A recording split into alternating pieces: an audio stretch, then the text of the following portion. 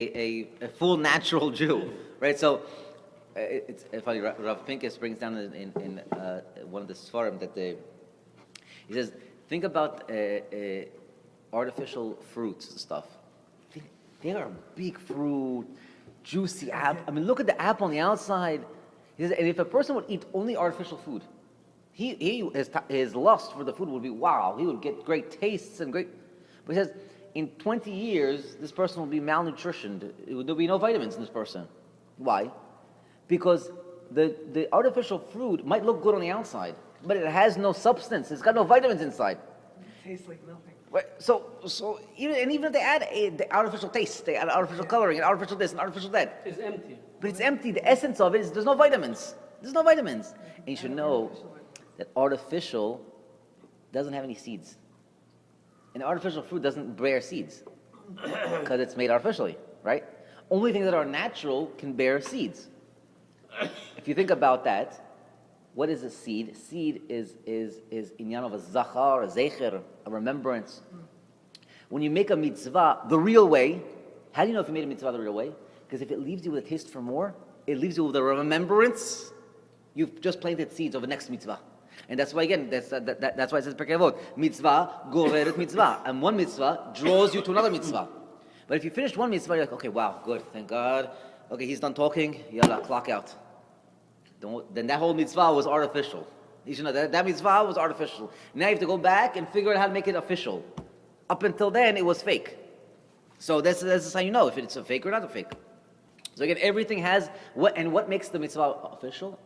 The relationship. If you walk out and you know you're in that mitzvah strengthens your relationship with the Baruch Hu, meaning, again, it has strengthened your relationship. If you're in a relationship, you're going to love the person that you're in with, the relationship with, more. If that person will say something bad to you, you're going to try to find a way to make it good, right? So, for example, if we're in a relationship with the Baruch Hu, then what are we going to want? We want more Torah, because just like in a physical relationship, the more you're talking with the person, the more you're with the person, the more you want to be with the person, right? And then when it comes time to leave, like if the person goes on 5 dates, 7 dates, 8 dates, and they're connecting really good, they want to spend all day together. They spend all day. No, but I have to go exam. No, come on, let's 2 more minutes. Come on, we'll talk. So when we're dealing with the Kosh Baruch Hu, same thing. HaKadosh Baruch Hu talks to us through Limud Torah. So we say, oh wow, right now we're talking to God. We say, hey God, hey, how are you? How was your day? Kodesh Baruch Hu, it's good. My day was good. It was, we had a false fire alarm. It was great. A person has to be constantly, and this gets us into the next thing. In accounting. But we started the classes a long time ago with the accounting. This is the second thing is called the accounting. You must account not only for bad deeds, but also for good deeds. Like we just said, the person went to the shiur. He went to the Torah, but when he left, it didn't leave him with any taste for more mitzvah. If he leaves here and he doesn't feel that, I want to go try to get one more halacha in. I'm tired, but I'm going to read until I fall asleep. If that's not the way he feels, he needs to go get more Torah. Go get more Torah because his mitzvah is fake. Because if his mitzvah was real, he would know that he's in a relationship with the Kadosh Baruch Hu, and he would feel it. He wouldn't just know it; he would feel it, like a real relationship, like a real person sitting with him. That's how he would feel with the Kadosh Baruch Hu. And if that's the way he feels with a real person, is that he wants to continue that relationship, even when the time is done. So how much more so when he leaves the shiur? Again, if the person is completely tired, I understand. But if he's like, okay, I have to go clear my mind, I have to go watch the basketball game, then you want time away from the relationship. So you want that relationship? Okay, so admit that the relationship is not real. Admit that it's real so long as it's good for you. But when it's not on your terms, on your time, it's not good for you. It's not a real relationship. It's still a relationship. I mean, you could see lots of it's a relationship. They right. still love each other and everything, but he's like, listen, I need to go chill with the guys. I need to go, with my friends to the mall. They still have a relationship. They're like, okay, fine. It's relationship, but that relationship is based on need.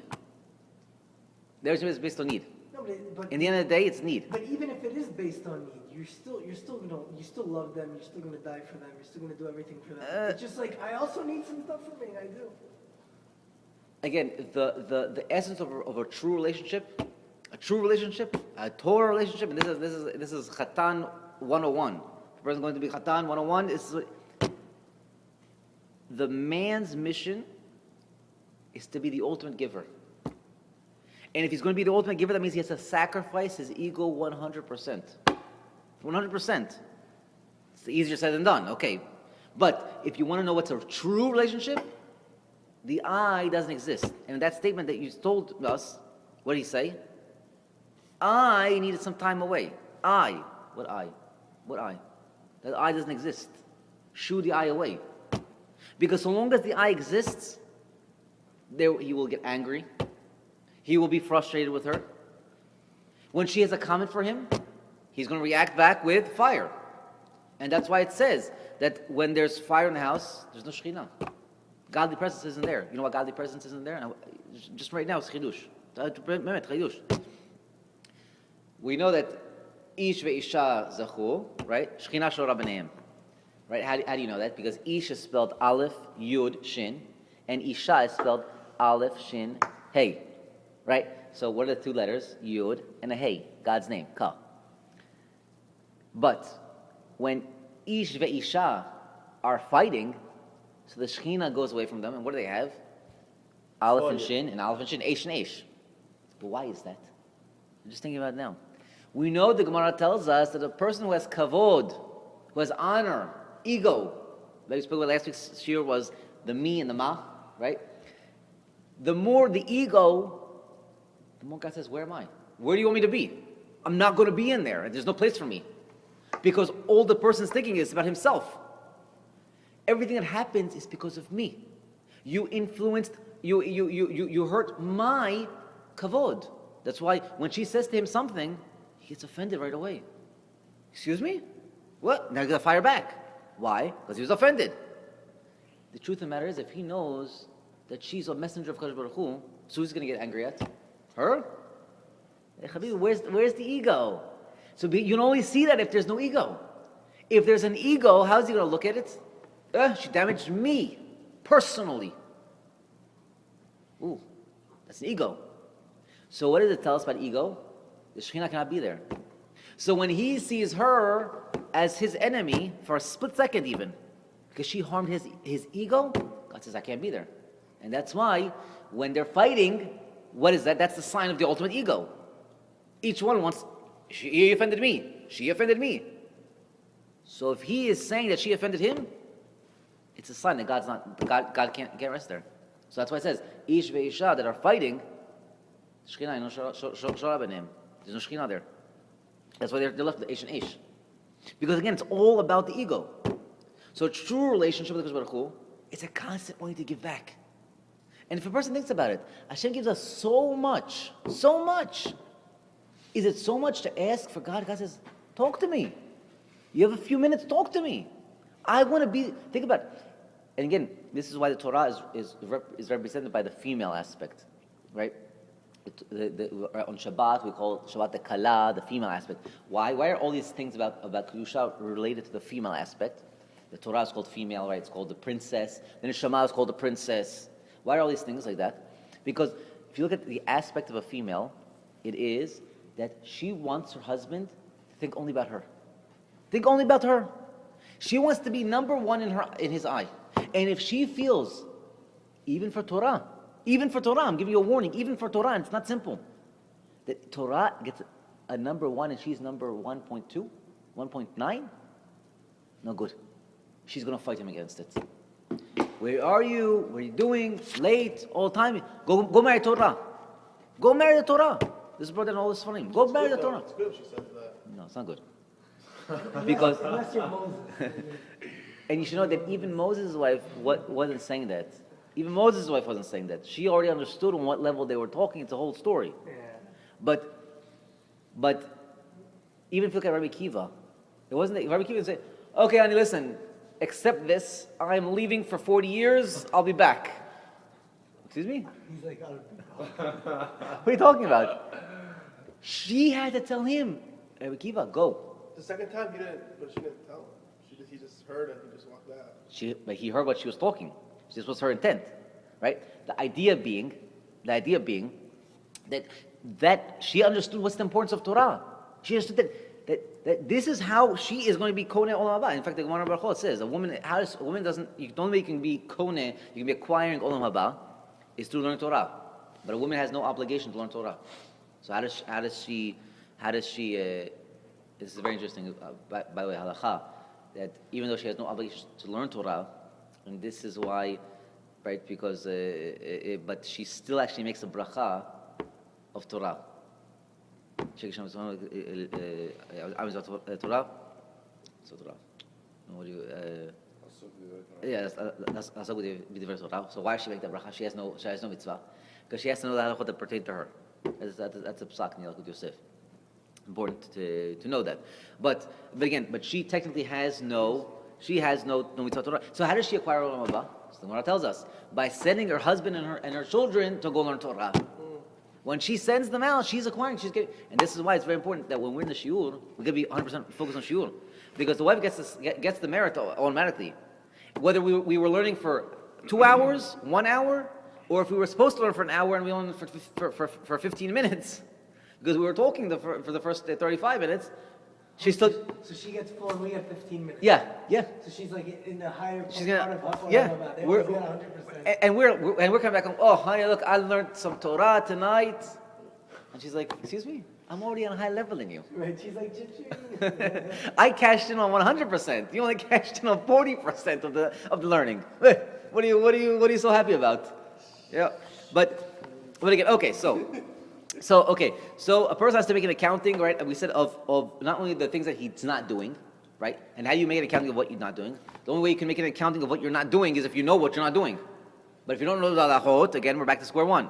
Then you don't know what you're not doing. So you got to know what you do. You got to know what you have to do. You got to learn halachot. Because if not, then you don't know what you're not doing, right? Okay. Now let's say he knows halacha, and he's testing himself. Okay, let's say tefillin. So he wants to see, am I putting the tefillin on the right way? Am I doing everything? So now, not only does he have to make an accounting of the things that he's not doing, but what are those things that he is doing? The good deeds, we'll call them, the mitzvot that he's fulfilling, putting on tefillin. Are you doing it with the right kavanah? Did you wrap it the right way? I'll tell you that I didn't know. I was reading this in the Yalkut Yosef.